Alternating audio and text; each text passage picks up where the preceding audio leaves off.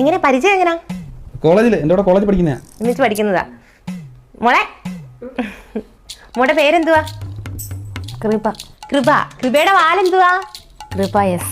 S അച്ഛനായിരിക്കും ഇല്ലയോ? അച്ഛനാ. അച്ഛന്റെ പേരെന്തുവാ? സുരേന്ദ്രൻ. സുരേന്ദ്രന്റെ വാലെന്തുവാ?